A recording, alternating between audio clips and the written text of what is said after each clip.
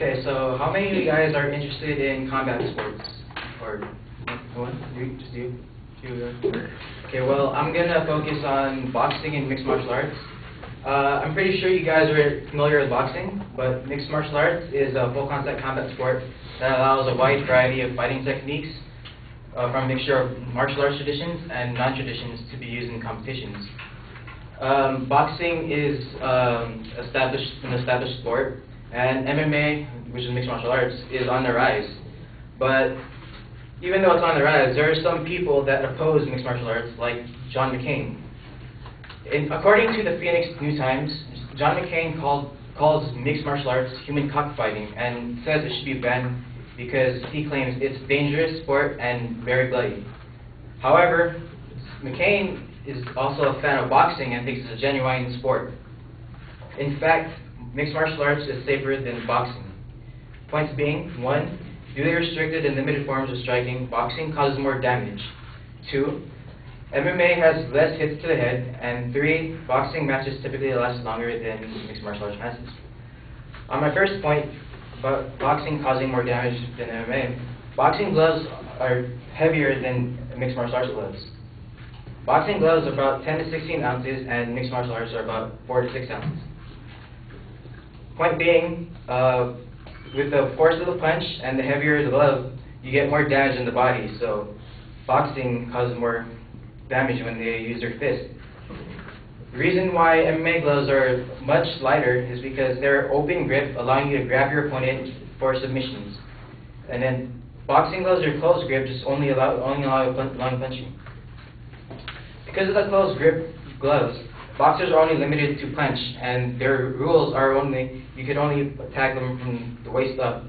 But in mixed martial arts, you could attack them anywhere, but have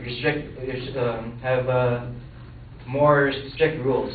For example, you can only use your elbow from north to south when you hit them. You can't hit them north to south because it's more powerful and it's more dangerous. Bringing me to my second point, there are more hits to the head in boxing than MMA. MMA involves less head trauma than boxing. Well, of course, because boxers can only punch. And the two areas they want to focus on is the kidneys and the head, because those are the most damaging parts of the body if you get hit. But they tend to focus more on in the head because that's where most knockouts are from. And although there are no available statistics on boxing deaths, according to Associated Content, there is approximately 11 deaths per year, whereas 1 has been recorded in MMA. Yahoo Sports journalist Dave Meltzer states that 1 death in MMA was to a fighter, Sam Vasquez, who was battling for his life and took a hard hit to the head during one of his matches. Although blows to the head could happen in MMA, this was the only death known. So, Vasquez died due to a blood clot in the head, which is known as hematoma, and that is frequent in boxing.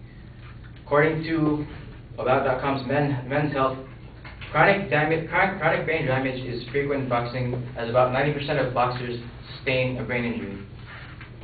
2 notable boxers with brain injuries are Muhammad Ali and Freddie Roach. They have the Parkinson's disease, which affects the way you move due to damage in the brain and nerve cells. That is why you see either Ali or Roach shake at random moments, even if they're not shy or whatever. Third point, boxing matches are typically longer than mixed martial arts. Boxing rounds can range up to 12 rounds, and mixed martial arts can range up to 5. For boxing, each round is about 3 minutes, totaling up to 36 if exceeded 12 rounds, and for MMA, 5 minutes per round, totaling up to 25 if exceeded all 5 rounds. In all, if each fighter competes the maximum amount of rounds for each sport, you take more damage in boxing, of course, because there's much more time in the fight.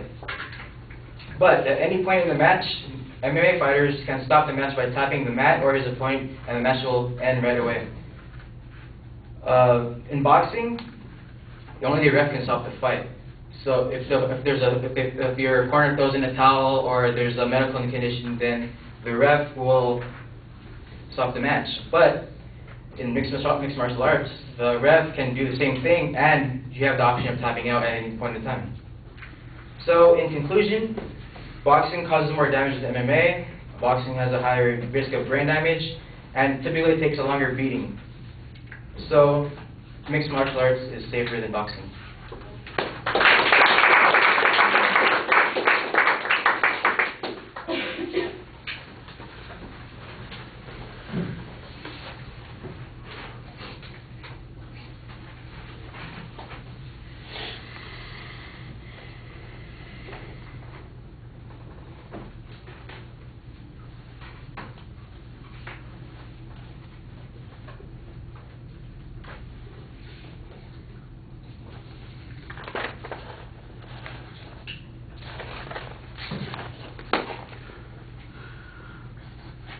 Right, you have a proposition, but it's kind of buried in the introductory material. You want to make it more distinct that that is your claim.